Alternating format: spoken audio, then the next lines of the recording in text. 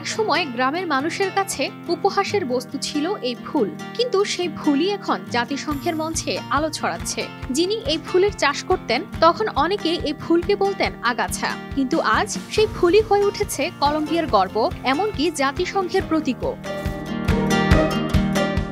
কলম্বিয়ার আমাজন জঙ্গলের ছোট্ট শহর ইনিরিদায় 63 বছর বয়সী কারিয়ানিলকে নিয়ে হাসাহাসি করতেন তার আত্মীয় স্বজন, কারণ তিনি যে ফুল চাষ করতেন সেটাকেই সবাই বলতো আগাছা। কিন্তু কারিয়ানিল কখনো হাল ছাড়েননি। আজ এই আগাছা ফুলের নামই হয়ে গেছে ইনিরিদা, যা একসময় কেবল ছোট্ট একটি ফুল ছিল, এখন হয়ে উঠেছে কলম্বিয়ার গর্ব এবং জাতিসংঘের প্রতীক।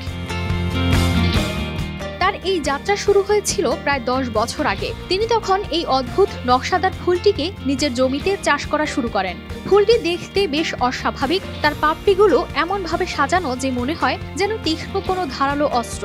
তার আত্মীয় স্বজন তখন ভাবতো এমন ফুল চাষ করে কিছুই হবে না, তবে কারিয়ানিল তাতে থেমে থাকেননি। ধীরে ধীরে তিনি বুঝতে পারেন এই অদ্ভুত ফুলটার মধ্যে এমন কিছু আছে যা সবার নজর কাটতে পারে।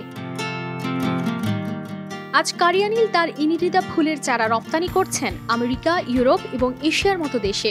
শুধু তাই নয়, জাতিসংঘের আসন্ন বায়োডাইভার্সিটি সম্মেলনে, যা আগামী 21 অক্টোবর থেকে 1 নভেম্বর পর্যন্ত কলম্বিয়ার কালি শহরে অনুষ্ঠিত হবে, এই ফুলকেই সম্মেলনের প্রতীক হিসেবে বেছে নেওয়া হয়েছে। এই ফুলটি শুধু একসময়ের আগাছা নয়, এটি কলম্বিয়ার পরিবেশ, সংস্কৃতি এবং প্রকৃতির অনন্য নিদর্শন।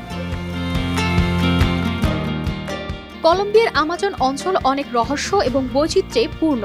ইনিরিদা ফুল সেখানে নতুন সম্ভাবনার প্রতীক হয়ে দাঁড়িয়েছে।